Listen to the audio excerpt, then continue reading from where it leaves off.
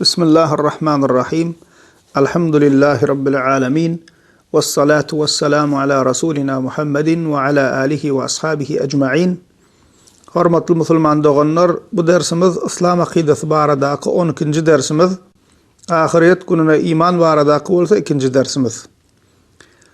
Ahiret gününe imana degişli möhüm zatlaryň biri musulman doganlar kıyamet alamatlary. Kıyamet alamatlary diýänimiz kıyamet gopmazdan öň käbir wakalar ýüze çykmaly, şolara kıyamet alamatlary diýilýär. Kıyamatyň geljegine musulman doganlar şeksiz şüphesiz inanmak farzdyr. Emma kıyamatyň haçan gopjagyny Allah Taala'dan başga hiç kim bilmeýär. Periştelerim bilmeýär, peýgamberlerim bilmeýär. Kıyamatyň haçan gopjagyny diňe Allah Taala bilýär. Allah Taala Kur'an-ı Kerim'de A'raf surasının 187. ayetinde şeýle diýär: "Yes'alûneke anis-sa'ati eyyâne mursâhâ, qul innemâ ilmuhâ 'inde rabbi, lâ yücellîhâ li vaktiha illâ huve." Ey Muhammed sallallahu aleyhi ve sellem, senden haçan kıyamet kopar diýip soraýarlar. Aýt, onuň ilmi Rabbimin Allah Taala'nın gatyndadyr, kıyamet wagtyny ondan başgasy bilmez diýip aýtdy. İbn Hibban'a Sahih Müslim'de Ömer ibn al-Hattab'dan gelen meşhur hadis var. Cibril hadisi diýilýär.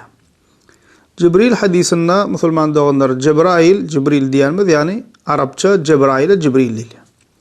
Cebrail aleyhisselam perişte Adam suratynda gelip Peygamberimiz sallallahu aleyhi ve sellem dinimiz barada käbir soralar soraya we Peygamberimiz sallallahu aleyhi ve sellem jogap berýär. Yani Cebrail aleyhisselam bilen Peygamberimiz Muhammed sallallahu aleyhi ve sellem soru jogap edýärler. Ümmete öwretmek üçin. Cebrail aleyhisselamın Peygamberimiz sallallahu aleyhi ve sellemden soralarının biri hem "Femete-s-sa'a" diye. Kıyamet haçan kopar diýip soraýar. Ona Peygamberimiz aýdýar: "Qal subhanallah, mal mas'ulu bi a'lama biha min as-sa'il." Bu barada soralyanam sorayandan kän bilen ok diýär. Yani ey Cibril, kıyametin gopjagyny seniň bilmeýişiň gel, menen bilmeýän diýär. Emma kıyametin alamatlaryny Cebrail aleyhisselama Peygamberimiz aýdyp berýär.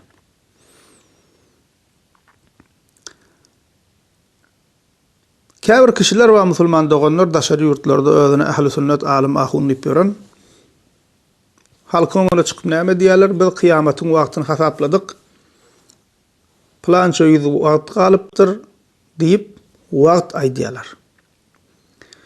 Ine şol kişiler musulman doganlar özüne ähli sünnet hem diýse, ahun ulama hem diýse akideler bozuk insanlardyr, yalançydyr, habaryňyz bolsun. Perişte hem bilmeýär, peýgamber hem bilmeýär diýdik. Cebrail aleyhisselam bilmeýär, gelip özü peýgamberden sorap otyr. Peygamberimiz sallallahu aleyhi ve sellem ona jogap berýär: "Men seniň bilmeýişiň gel, menen bilmeýän" diýip otyr. Perişte hem bilmeýär, peýgamber hem bilmeýär kıyametin haçan gopjagyny. Allah Taala ayet kerimede diýär: "Senden sorasary bilemek Allah'ın gatynda" diýip aýtdy. Kıyametin wagty haçan gopjagyny. Allah Taala habar berýär, peýgamberimiz habar berip otyr kıyametin wagtyny Allah bilýändigini, emma ol bidgatçy molla çykyp näme diýär, men hasapladym plança 100 ýyl galdy diýär. Şol kişi kim şey diýse akidesi bozuk adamdır. Kur'an we sünnet bilen şu ayet hadis bilen tersleşen adamdır. Şu hila adamlara da musulman doganlar dikkat edin. Şu aýdanyň belli bolýar, eger akidamyzy dogry öwrensek, dogry ýerden öwrensek, kimiň dogry kimiň egridigini näme musulman doganlar ýeňillik bilen tanap bilers. Emma musulman doganlar ýanky diýişimiz ýaly kıyamatyň alamatlary bar. Kıyamatdan bolmaly käbir wakalar bar. Kıyametin alamatlaryny Allah Taala Peygamberimiz sallallahu aleyhi ve selleme bildiripdir we Peygamberimiz Muhammed sallallahu aleyhi ve sellem bize ümmetine öwredipdir. We kıyametin alamatlary musulman doganlar kıyametin ulu alamatlary we kıyametin kiçi alamatlary diýip iki bölünýär.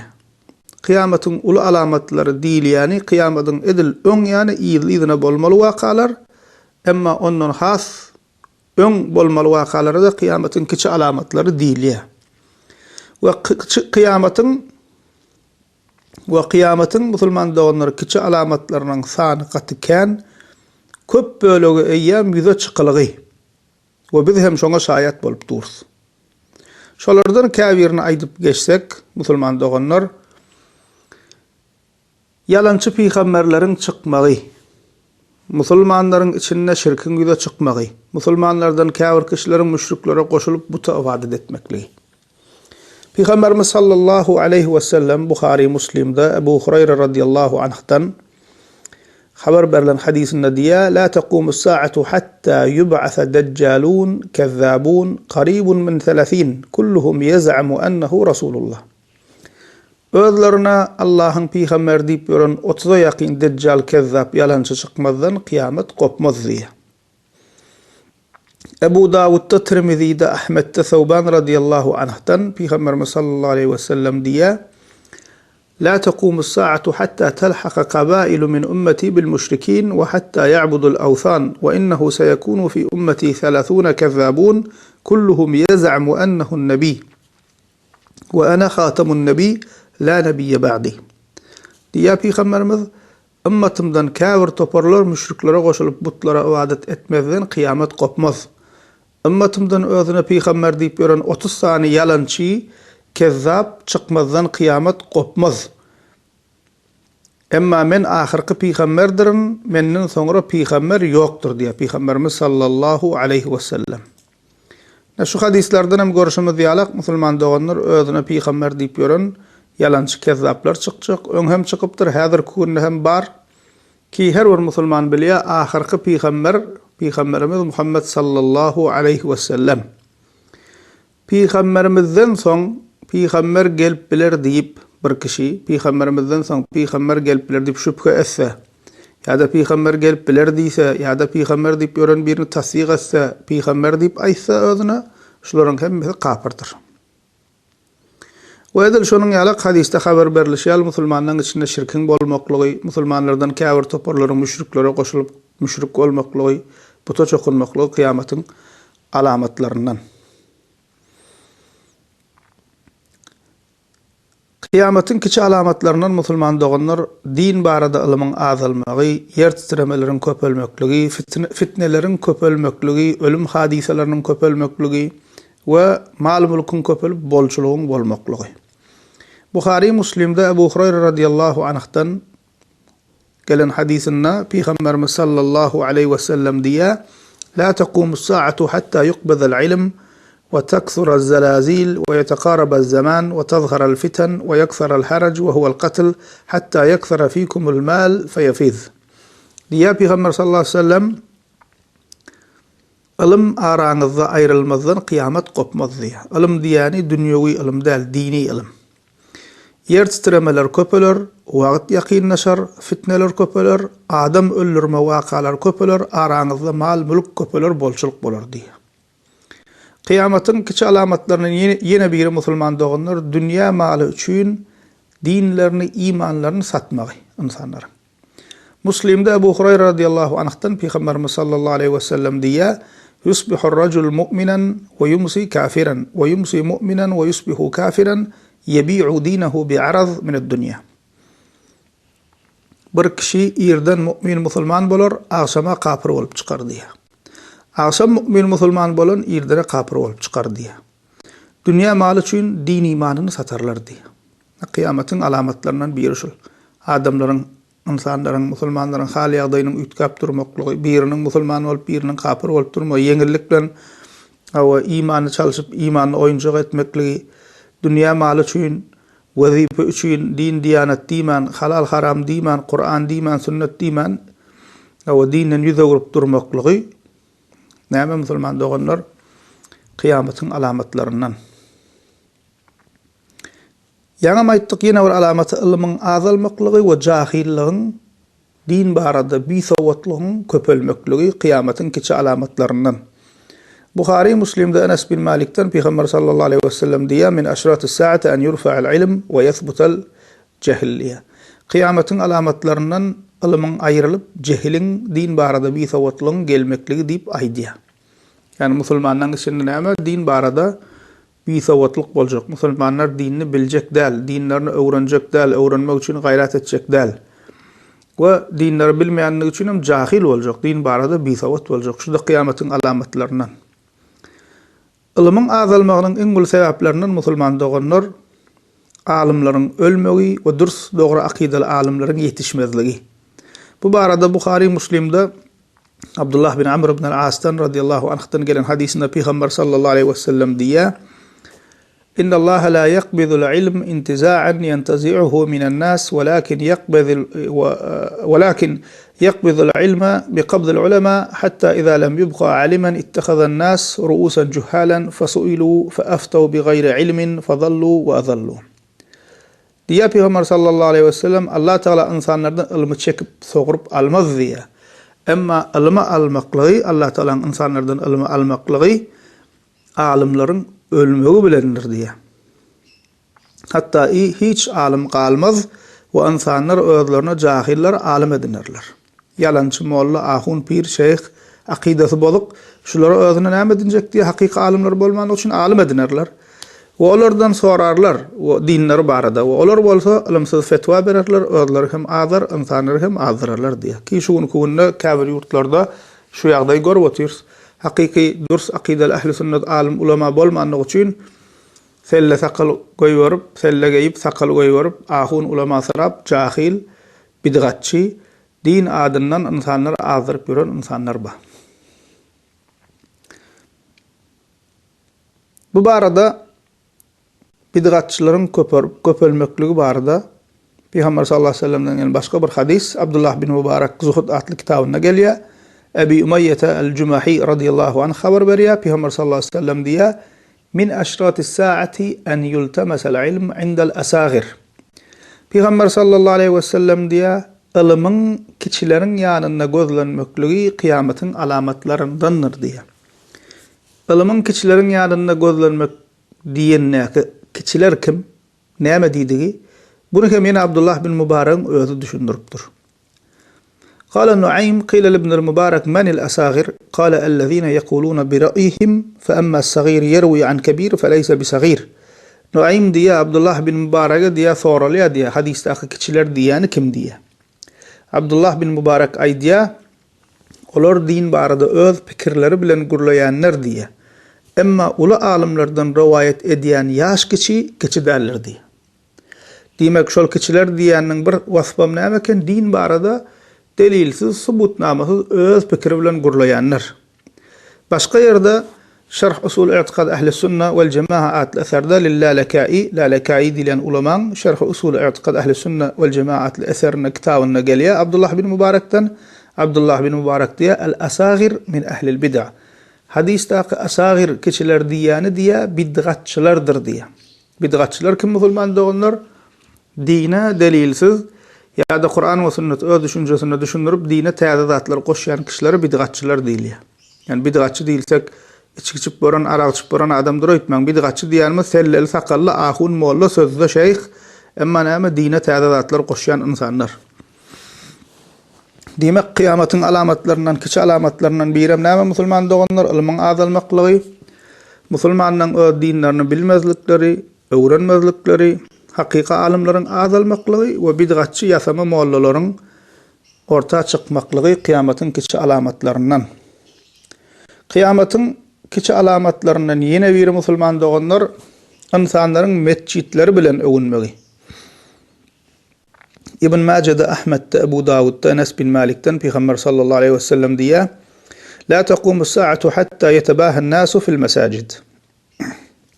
İnsanlar mescitleri bilen öwünmezden kıyamet kopmaz diye. Yani ingulu mescit bizde ayna in gymmat baha mescit bizde diýip näme insanlar mescitleri bilen öwünjek diye kıyametden öň. Ki şuň kuna şu zat bolup otyr.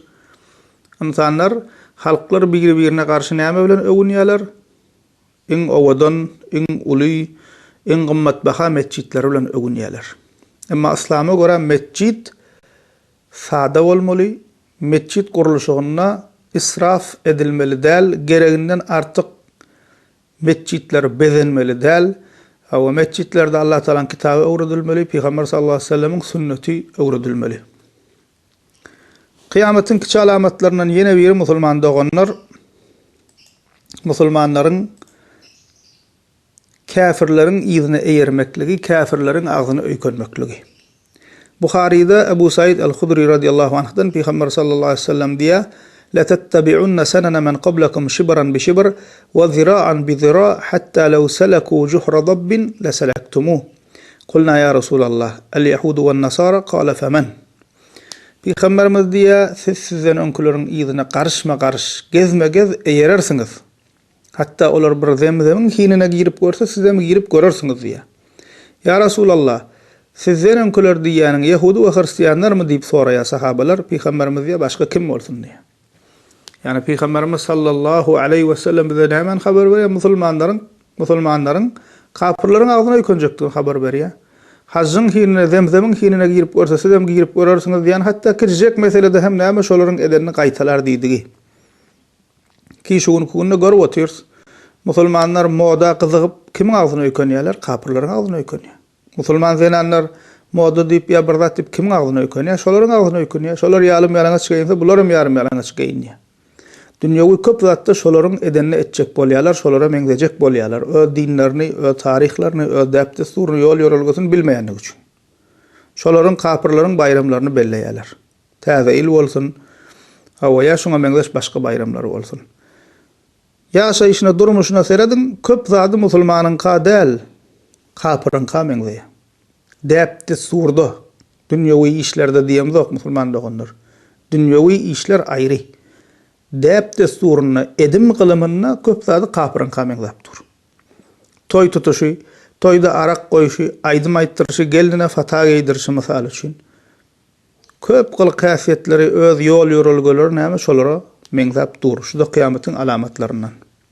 Kıyamatyň kiçi alamatlarynyň ýene biri riban, süýtgorlygyň, ýani prosentli sowdan ýaýramaklygy. Awa Tabarani Mu'jamul Awsatynda Abdullah bin Mas'ud radıyallahu anh'tan Peygamber sallallahu aleyhi ve sellem diye beyne yedi saati yazharar riba diye kıyametinin riba ýaýrar, süýtgorlyk ýaýrar diye. Ki şuň kunna giňden ýaýran hatta käwir insanlar ay bu döwürde prosent bolmasa sowda edip bolanok, prosentli işe goşulman sowda edip bolanok diýip näme şu hili ýalňyş anaşlar bar. Kıyametin kiçi alamatlarından yine bir musulman doganlar zenanlaryň köpelmegi, zenanlaryň sanynyň köpelmegi, erkeklerin sanynyň azalmaklygy we zinaň ýaýramaklygy. Buhari Muslim'de Enes bin Malik radıyallahu anh'tan Peygamberimiz sallallahu aleyhi ve sellem diye min aşrat-ı saati en yaqillal ilm ve yadhharal cehl ve yadhharal zina وتكثر النساء ويقل الرجال حتى يكون ل50 امرأة القيم واحد. Diye Peygamberimiz kıyametin alamatlarından ilmin azalmagy, cehlin köpelmegi ki bu arada ýan gurrun etdik. Zinaň ýaýramagy diye. Zinaň her görnüşi musulmanda olar göz zina bolsun, başga görnüşi bolsun, näme giňden ýaýran şu döwürde. Hatta diye 50 zenana bir erkek jogapkär boljak derecede zenanlaryň sanynyň köpelip erkeklerin azalmagy diye. Bu da kıyametin alamatlarından. Kıyametin kiçi alamatlarından içkiň ýaýramagy. Buhari'de Enes bin Malik'ten Peygamber sallallahu aleyhi ve sellem kıyametin alamatlaryny sanaya, şolardan birini hem näme diye we yşrabul hamr diye. We aragyň içilmegi diye. O arağın içilmegi diyen ulamalar ve yaksaru şurbul hamr diyen arağın giňden içilmegi diýdigi diye. Yoksam ol döwürem arak içilýärdi. Ne görüp oturýarsyňyz? Musulman diýip ýörenlerimiziň ki türkmenlerimizin aglawa böleginiň toýunyna arak goýulýar. Aglawa bölek türkmeniň öýüne arak içilýär. Musulman yoksam o arakda ýanky toyda arak koymaly däl diýsen, araksızam toy bolarmy diýe. Şunäme musulmanlar kıyametin alamatlarından. Yalanyň giňden ýaýramagy. Ahmet'de İbn Hibban Ebu Hurayra radıyallahu anh'tan Peygamber sallallahu aleyhi ve sellem diye la taqumu saatu hatta kan zatlar sanaya kıyamet gopmaz tadip kan zatlar sanaya ve çinnäme we yaksural kezibu diye. Yalan ýaýramazdan kıyamet gopmaz diye Peygamber sallallahu aleyhi ve sellem. Ki görüp oturýarsyňyz musulmanlar yalan giňden ýaýran. Hususan internetin usulan. Wa qiynan riyan ýeri özüne musulman diýip ýören, 5 wagt namaz okap ýören, hacım oğlu deyip gören adamların içinde yalan giyinden yayılan hususanam sevda meselesinde, algı vergi meselesinde. Barcak diyen yerine barmaya vaktinde, gelecek diyen yerine gelmeye, vada veriye vadasında durmaya, algı vergi bolya, bercek diyen vaktinde bermeye, ve öz yanından öz edip bölün işinin yalandıram hasaplanık. Her türlü bahane bilen özünü aklap yorlar. Yani yalana doğan biçip yorlar. Ve kıynanlar yani yer yankı değişim yalakı özünü dine yönkap yoran insanlardan şu zatlar görülüyor.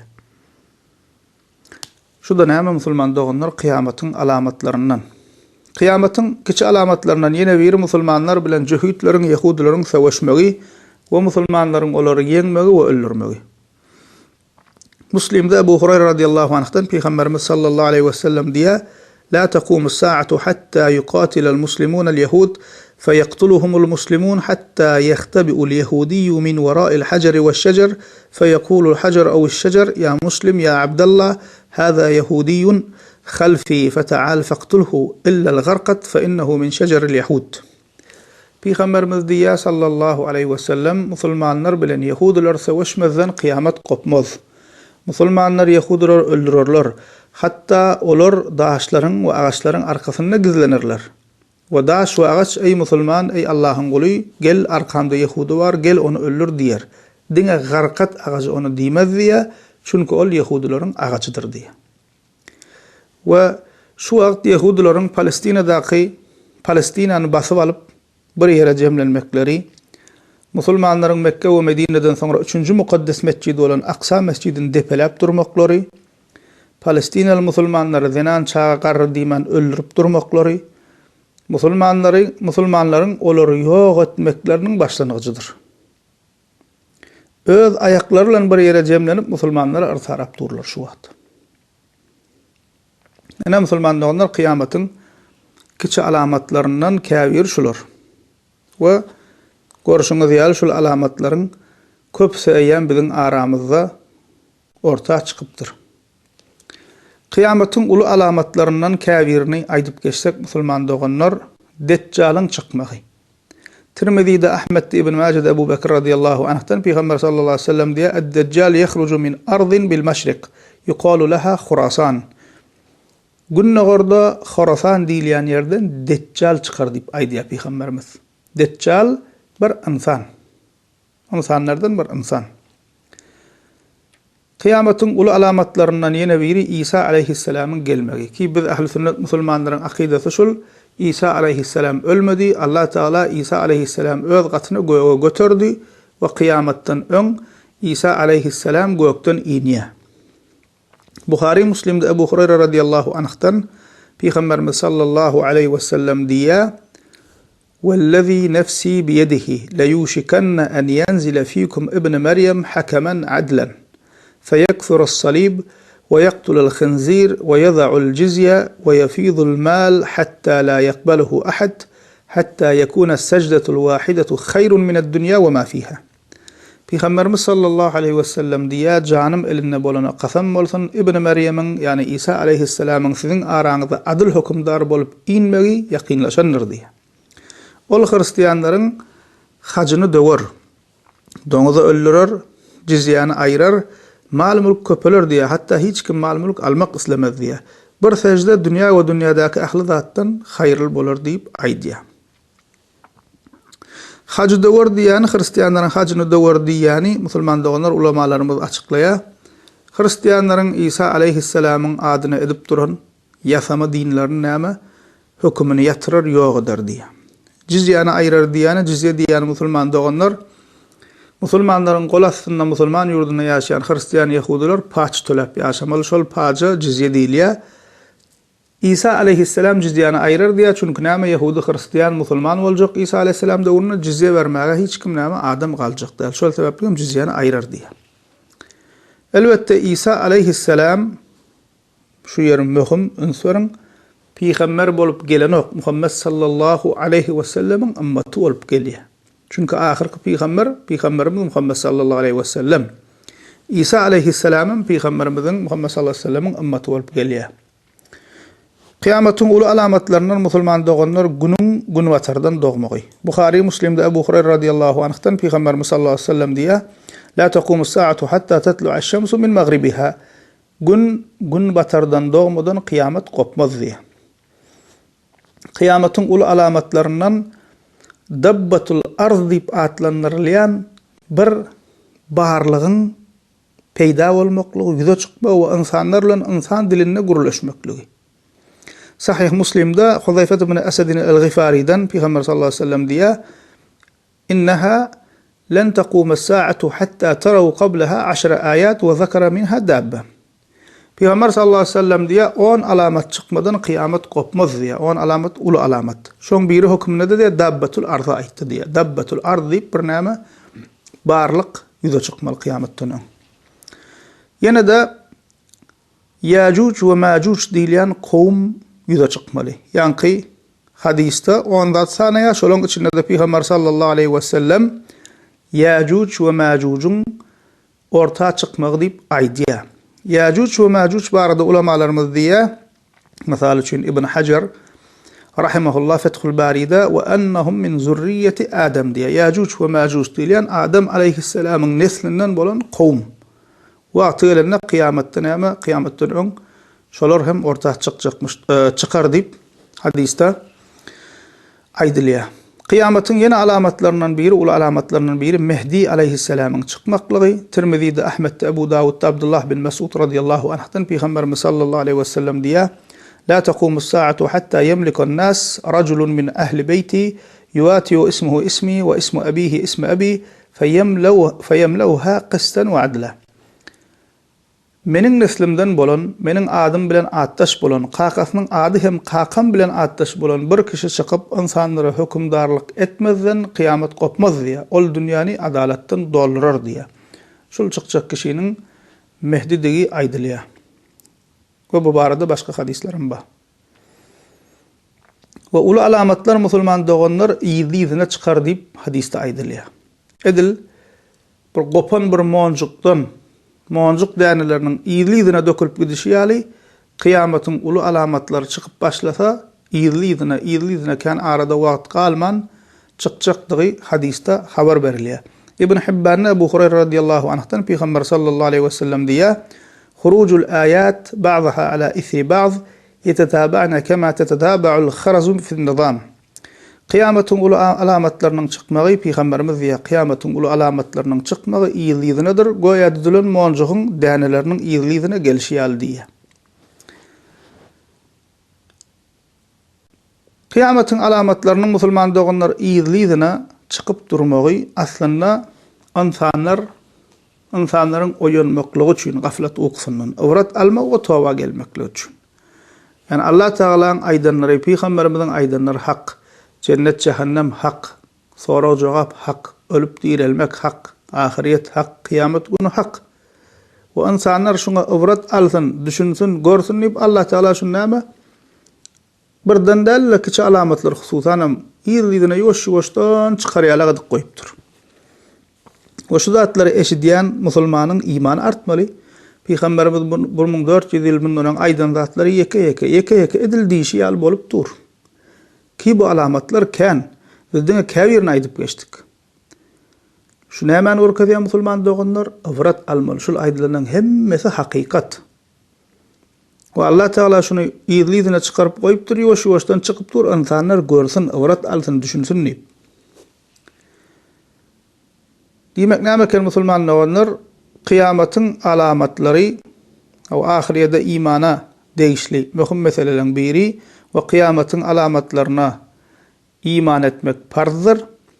İnşallah bundan soňky derslerimizde ahiret gününe imana değişli galan meselelerim alars. Alhamdulillahi